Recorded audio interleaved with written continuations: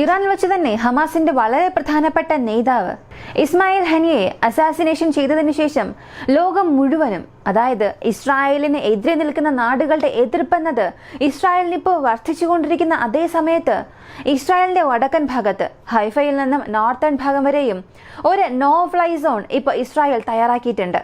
മാത്രമല്ല ഹിസ്ബുള്ളയുടെ ആർട്ടിലറി യൂണിറ്റ്സും അവരുടെ മിസൈൽ ലോഞ്ചേഴ്സിനെയും ബോർഡറോട് ചേർത്ത് കൊണ്ടുവന്നുകൊണ്ടിരിക്കുന്ന അതേ സമയത്ത് ഇറാനിൽ വളരെ പ്രധാനപ്പെട്ട ഒരു മീറ്റിംഗ് നടന്നു. കമാൻഡോസും ഇറാന്റെ സുപ്രീം ലീഡേഴ്സിനും ഇടയിൽ വളരെ പ്രധാനപ്പെട്ട ഒരു മീറ്റിംഗ് നടന്നു.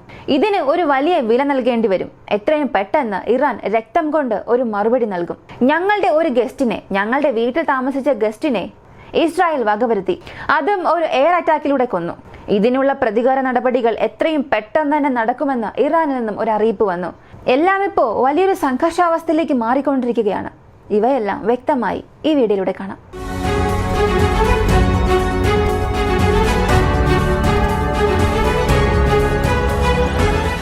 ഇറാൻ ഉള്ളിൽ ചെന്ന് ഇസ്രായേൽ ഒരു ആക്രമണം നടത്തിയത് ലോകം മുഴുവനും ഒരു പ്രകമ്പനം കൊള്ളിച്ചു.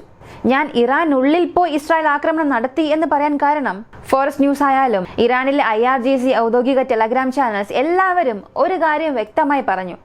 അൺനോൺ പ്രൊജക്ടൈൽ, ആകാശത്തിൽ നിന്നും വീണ ഒരു പ്രൊജക്ടൈൽ വഴിയാണ് ഈ ഒരു അസാസിനേഷൻ സംഭവിച്ചത്.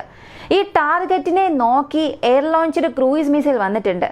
അങ്ങനെ ഈ സംഭവം നടന്നു എന്ന് ആദ്യഘട്ട വിവരം IRGCയിൽ നിന്നും അല്ലെങ്കിൽ ഇറാനിൽ നിന്നും പറഞ്ഞു. തീർച്ചയായും എയർ ലോഞ്ച്ഡ് ക്രൂയിസ് മിസൈൽ വഴിയാണ് ഈ ആക്രമണം നടത്തിയത് എന്ന്. അങ്ങനെയാണെങ്കിൽ ആകാശത്തിൽ നിന്നും അയച്ച ഏതോ ഒരു ക്രൂയിസ് മിസൈൽ കാരണമാണ് ഇങ്ങനെ ഒരു ആക്രമണം നടന്നത്. അങ്ങനെ നോക്കിയാൽ അകത്തേക്ക് ഇസ്രായേലിന്റെ അറ്റാക്ക് ഡ്രോൺസ് വരികയും ഈ ടാർഗറ്റ് കില്ലിംഗ് നടത്തിയിട്ട് തിരികെ പോയിട്ടുണ്ടാകണം. അങ്ങനെ അല്ലെങ്കിൽ ഇസ്രായേലിന്റെ ഫൈറ്റർ ജെറ്റ്സ് ഇറാന്റെ എയർ സ്പേസിനുള്ളിൽ നുഴഞ്ഞിട്ടുണ്ടാകും. ഇനി ഇസ്രായേലിന്റെ ഫൈറ്റർ ജെറ്റ്സ് നുഴഞ്ഞു കയറാൻ ഈ സ്ഥലത്ത് സാധ്യത കുറവായിരുന്നാലും ഇസ്രായേലിന്റെ ഡ്രോൺ ആക്രമണം നടക്കാനുള്ള സാധ്യതയും കൂടുതലാണ്. ശരി, ഈ ഒരു ആക്രമണം നടന്ന് അവസാനിച്ചു. ഇതിന് ലോകം മുഴുവന്റെയും പ്രതികരണം എങ്ങനെയാണ്? അവരുടെ നിലപാട് എങ്ങനെ നോക്കിയാൽ ആദ്യം ലബനന്റെ നേതാക്കൾ, അവിടെയുള്ള രാഷ്ട്രീയ പ്രവർത്തകർ പറഞ്ഞത് ഈ ഒരു ആക്രമണത്തെ ഞങ്ങളെ കൊണ്ട് അംഗീകരിക്കാനേ സാധിക്കുന്നില്ല.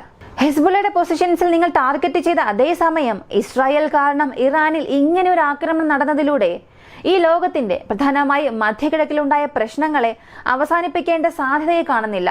ഇവയെല്ലാം ഈ ഒരു പ്രശ്നത്തെ നീട്ടിക്കൊണ്ടു പോകും എന്നതല്ലാതെ അവസാനിക്കേണ്ട യാതൊരു തീരുമാനവും ഇസ്രായേൽ എടുത്തതായി തോന്നുന്നില്ല എന്ന് അവരുടെ അഭിപ്രായങ്ങൾ പറഞ്ഞു. അടുത്തത് തുർക്കി. അവിടെയുള്ള നേതാവ് പറഞ്ഞത് ഇതും ഞങ്ങളെ കൊണ്ട് അംഗീകരിക്കാൻ സാധിക്കുന്നില്ല. ഇസ്രായേലിന്റെ നടപടികൾ, അവരുടെ നുഴഞ്ഞുകയറ്റം എന്നത് എത്രത്തോളമായി എന്നുള്ളത് ഇത് വ്യക്തമായി കാണിച്ചു തരുന്നുണ്ട്. ഇതിനുള്ള മറുപടി തീർച്ചയായും നൽകണം.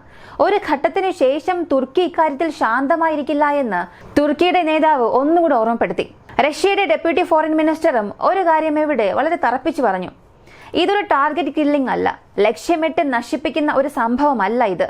ഇത് പൊളിറ്റിക്കൽ മർഡറാണ്, രാഷ്ട്രീയ കൊലപാതകമാണ്. അസാസിനേഷൻ വേറെയാണ്, പൊളിറ്റിക്കൽ മർഡർ എന്നത് വേറെയാണ്.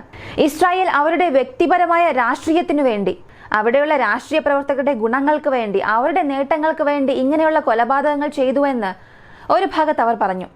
ഇതിനിടയിൽ അമേരിക്കയിൽ നിന്നും ഒരു അറിയിപ്പ് വന്നു. മിഡിൽ ഈസ്റ്റിൽ ഈ ഒരു പ്രശ്നം തീർച്ചയായും പിരിമുറുക്കം കൂട്ടുന്നുണ്ട്, അത് ഞങ്ങൾക്കറിയാം. എന്നാൽ വരാൻ പോകുന്ന യുദ്ധം ഒഴിച്ചുകൂടാൻ പറ്റാത്തതായിരിക്കും. അല്ലെങ്കിൽ ഈ യുദ്ധം കാരണം ഉണ്ടാകാൻ പോകുന്ന നഷ്ടം ഈ ലോകത്തെ കൊണ്ട് താങ്ങാൻ കഴിയാത്തതായിരിക്കും. എന്നാൽ എങ്ങനെയായാലും ഇസ്രായേലിന്റെ കൂടെ ഞങ്ങൾ നിൽക്കും. ഇസ്രായേലിനെ ഡിഫെൻഡ് ചെയ്യാനുള്ള എല്ലാ അധികാരവും അവകാശവുമുണ്ട്. അതിൽ നിന്ന് ഞങ്ങൾ ഒരിക്കലും പിന്നോക്കമില്ല. ഇസ്രായേൽ എന്ത് ചെയ്താലും, ഏത് ആക്രമണം നടത്തിയാലും അമേരിക്ക ഇസ്രായേലിനെ സഹായിക്കുമെന്ന് ഇസ്രായേലിനുള്ള മുഴുവൻ പിന്തുണയും നൽകി.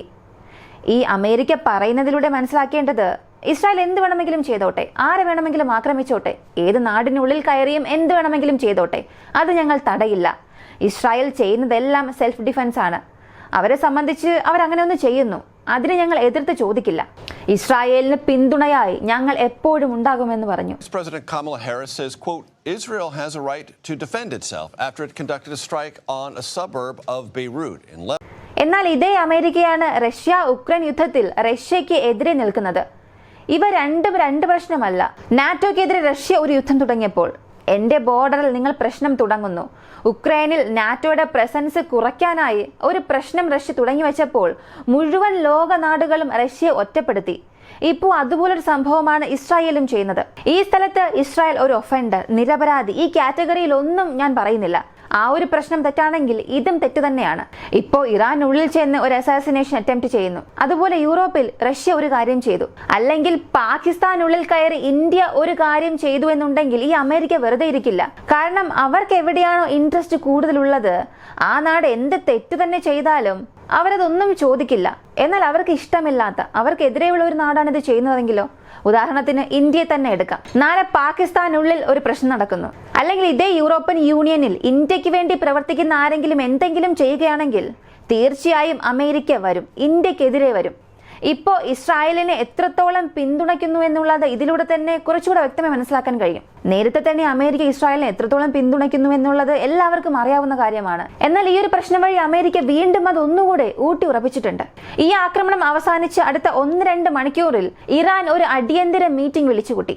ഇതിൽ IRGCയുടെ പ്രധാനപ്പെട്ട കമാൻഡോസ്, ഇറാൻ ആർമിയുടെ പ്രധാനപ്പെട്ട പൊസിഷൻസിലുള്ളവർ, ഇറാന്റെ സുപ്രീം ലീഡേഴ്സ്, ഇങ്ങനെ ഒരുപാട് പേർ പങ്കെടുത്തതായും വിവരങ്ങൾ പറയുന്നു. ഈ മീറ്റിംഗ് അവസാനിച്ചതിനു ശേഷം ഇറാന്റെ കമാൻഡർ ഒരു കാര്യം പറഞ്ഞു: ബ്ലഡ്ഷെഡിന് നിങ്ങൾ തയ്യാറാവുക, ഞങ്ങളുടെ ഗസ്റ്റിനെ നിങ്ങൾ കൊന്നു. ഇവിടെ ഇദ്ദേഹം ഈ ഗസ്റ്റ് എന്ന് പറയാനുള്ള ഒരു കാരണം, ഇപ്പോൾ മരണപ്പെട്ട ഹമാസിന്റെ നേതാവ്, അദ്ദേഹം IRGCയുടെ ഗസ്റ്റ് ഹൗസിലായിരുന്നു താമസിച്ചിരുന്നത്. തെഹ്റാന്റെ വടക്കൻ ഭാഗത്തുള്ള വളരെ സുരക്ഷിതമായ ഒരു സ്ഥലം, ഇറാന്റെ മികച്ച സുരക്ഷയുള്ള ഒരു ഗസ്റ്റ് ഹൗസിലാണ് അദ്ദേഹം താമസിച്ചിരുന്നത്. അവിടെയായിരുന്നു ഈ എയർ പ്രൊജക്ടൈൽ. ഇപ്പോഴും എയർ ലോഞ്ചഡ് ക്രൂയിസ് മിസൈൽ എന്ന് പറഞ്ഞാൽ കൂടിയും അത് 100% കൺഫേം ചെയ്ത് പറയാനും സാധിക്കുന്നില്ല. ആ എയർ ലോഞ്ചഡ് പ്രൊജക്ടൈൽ അദ്ദേഹം താമസിച്ചിരുന്ന ആ ഒരു ഗസ്റ്റ് ഹൗസിന്റെ ബെഡ്റൂമിലേക്ക് വന്ന് പതിച്ചു. അദ്ദേഹം എവിടെയാണ് ഉറങ്ങുന്നത് എന്നതുപോലും ഇസ്രായേൽ മനസ്സിലാക്കി ചെയ്ത ആക്രമണമായിരുന്നു ഇത്. ചാരവിവരം എന്നത് ഈ സ്ഥലത്ത് വളരെ അധികമായിരുന്നു. അങ്ങനെ ആ ചാരവിവരം ഉപയോഗിച്ച് ഇവിടെ ഇദ്ദേഹമുണ്ട്, ബെഡ്റൂമിൽ അദ്ദേഹം ഉണ്ട് എന്നുള്ളതെല്ലാം മനസ്സിലാക്കുകയും അവിടെ ഒരു മിസൈൽ ഫയർ ചെയ്ത് അദ്ദേഹത്തെ കൊല്ലുകയും ചെയ്തു. ഇതിലൂടെ ഇറാൻ ഒരു കാര്യം ഓർക്കേണ്ടത് നല്ലതാണ്: അവരുടെ രാജ്യത്ത് പ്രവർത്തിക്കുന്ന ആഭ്യന്തരമായിട്ടുള്ള ഇസ്രായേൽ ചാരന്മാരെ നിയന്ത്രിച്ചില്ലെങ്കിൽ ഇറാൻ വലിയ അപകടത്തിലേക്ക് തന്നെ പോകും. അങ്ങനെ ഞങ്ങളുടെ ഗസ്റ്റിനെ നിങ്ങൾ കൊന്നു, ഇതിനുള്ള മറുപടി തീർച്ചയായും ഞങ്ങൾ നൽകും. എത്രത്തോളം കൂടുതൽ ആക്രമണം ഞങ്ങളെ നോക്കി ചെയ്താലും ഞങ്ങളുടെ ഒരുമ എന്നത്, ഞങ്ങളുടെ ഐക്യം എന്നത്, ഹമാസ്, ഹെസ്ബുള്ള, ഇറാൻ, മറ്റ് പല ഗ്രൂപ്പുകൾക്ക് നടുവിലുള്ള ഐക്യം എന്നത് അധികമാകും. ഈ ഒരു സംഭവം വഴി അതൊരിക്കലും കുറയില്ല. ഇവയ്ക്കെല്ലാം ഞങ്ങൾ എല്ലാവരും ചേർന്ന് മറുപടി നൽകുമെന്ന് അദ്ദേഹത്തിന്റെ മറുപടിയും പറഞ്ഞു. ഇതിനിടയിൽ ഹമാസിന്റെ പക്കൽ നിന്ന് ഒരു അറിയിപ്പ് വന്നു: ഒരു യുദ്ധം തുറക്കാനുള്ള എല്ലാ സാഹചര്യവും ഇസ്രായേൽ കടന്നു വന്നിട്ടുണ്ട്. ഹമാസിനെ സംബന്ധിച്ചിടത്തോളം എത്രയും പെട്ടെന്ന് ഒരു പൂർണ്ണ യുദ്ധം ഇസ്രായേൽ ഞങ്ങൾ അറിയിക്കും. അങ്ങനെ അറിയിച്ചതിനു ശേഷം ഹമാസിന്റെ പ്രവർത്തനമെന്നത്, അല്ലെങ്കിൽ ഇസ്രായേലിനെതിരെയുള്ള സഖ്യങ്ങളുടെ പ്രവർത്തനമെന്നത് ഈ ലോകം ഒട്ടും പ്രതീക്ഷിക്കാത്ത രീതിയിൽ വളരെ മോശമായ പ്രത്യാഘാതങ്ങൾ സൃഷ്ടിക്കും. ഇസ്രായേൽ തയ്യാറായിരിക്കുക, അടുത്ത ഘട്ടത്തിലേക്ക് ഞങ്ങൾ തയ്യാറായി എന്ന് ഇസ്രായേലിന് പുതിയൊരു മുന്നറിയിപ്പ് നൽകി. ഇപ്പോൾ സൈപ്രസ്, ഈ ബ്രിട്ടീഷ് ബേസ്, അവിടെ നിന്നും തിരിച്ച് മെഡിറ്ററേനിയൻ സീയെ നോക്കി വരാൻ തുടങ്ങിയിട്ടുണ്ട്. ഈ മെഡിറ്ററേനിയൻ കടൽ ഭാഗത്ത് ലബനനോട് ചേർന്നുള്ള സ്ഥലങ്ങളിൽ അവയെ നിർത്തുമെന്നും പറഞ്ഞിട്ടുണ്ട്. ഇതിന് കാരണമായി പറയുന്നത്, ഒരു പൂർണ്ണ യുദ്ധം വരികയാണെങ്കിൽ അവിടെയുള്ള ജനങ്ങളെ രക്ഷിക്കണം എന്നൊരു കാരണമായി പറഞ്ഞാലും അത് യഥാർത്ഥ കാരണമായിരിക്കില്ല. ഇസ്രായേലിന് ആവശ്യമായ ആയുധ സഹായങ്ങൾ നൽകാൻ ഈ കപ്പലുകൾ കൂടുതൽ പ്രവർത്തനങ്ങളിൽ ഏർപ്പെടും. ഇപ്പോൾ ഹൈഫ പോർട്ടിൽ നിന്നും ഹൈഡേറ എന്ന ഭാഗം, മെഡിറ്ററേനിയൻ കടൽ ഭാഗത്തോട് ചേർന്നുള്ള ഇസ്രായേലിന്റെ ഒരു ഭാഗം, അവിടെ നിന്നും വടക്കൻ ഭാഗം മുഴുവനും ഇസ്രായേൽ അവരുടെ എയർ സ്പേസ് ക്ലോസ് ചെയ്തിട്ടുണ്ട്. ഏതൊരു കൊമേഴ്ഷ്യൽ വിമാനവും അതുവഴി പറക്കാൻ പാടില്ല എന്നൊരു അറിയിപ്പും നൽകിയിട്ടുണ്ട്.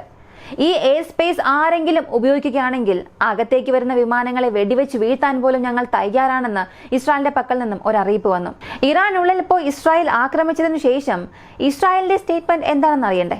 ഇതിനെക്കുറിച്ച് ഞങ്ങൾക്കൊന്നും തന്നെ അറിയില്ല. ഞങ്ങൾ ഈ അവസ്ഥകളെയെല്ലാം, ഇറാനിൽ നടന്ന സംഭവം, ലബനിൽ നടന്ന ഈ ഒരു സംഭവം, ഇവയെല്ലാം മോണിറ്റർ ചെയ്യുകയാണ്. അതിനാൽ ഇതിനെക്കുറിച്ച് ഒന്നും അറിയില്ല, ഇതിനെക്കുറിച്ച് ഒരു അഭിപ്രായം പറയാനും ആഗ്രഹിക്കുന്നില്ല എന്ന് പറഞ്ഞു. ഇസ്രായേലിന്റെ മിനിസ്റ്റേഴ്സ് പറഞ്ഞത്, ഇറാൻ ഇത് ഇസ്രായേൽ ചെയ്തു എന്ന് പറയുന്നു, പക്ഷെ ഞങ്ങളത് ചെയ്തിട്ടില്ല. ഇറാനിൽ നടന്ന ആക്രമണത്തിന് ഞങ്ങൾക്കും യാതൊരു ബന്ധവുമില്ല.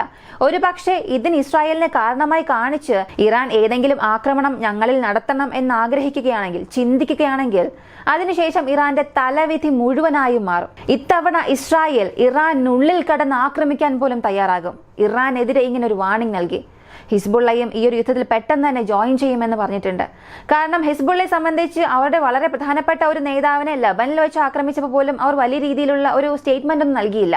അദ്ദേഹം ഒരു ക്രിട്ടിക്കൽ കണ്ടീഷനിലാണ്, ഹോസ്പിറ്റലാണ്, ഇങ്ങനെ ഒരു ചെറിയ വിവരം മാത്രമേ നൽകിയുള്ളൂ. എന്നാൽ ഇപ്പോൾ ഹമാസിന്റെ ലീഡറിനെ ഇറാനിൽ വെച്ച് കൊന്നപ്പോൾ ഇതിനുശേഷം ഞങ്ങൾ ശാന്തരായിരിക്കുകയില്ല, ഇസ്രായേൽ അടുത്ത ചുവട് എടുത്തു വയ്ക്കുന്നതിന് മുൻപ് ഞങ്ങളുടെ ആക്രമണം ഉണ്ടാകും, എത്രയും പെട്ടെന്ന് ഒരു വലിയ പ്രശ്നം ഞങ്ങൾ സൃഷ്ടിക്കുമെന്ന് ഈ ഒരു ആക്രമണം നടന്നതിന് ശേഷം അവരുടെ അഭിപ്രായം പറഞ്ഞു.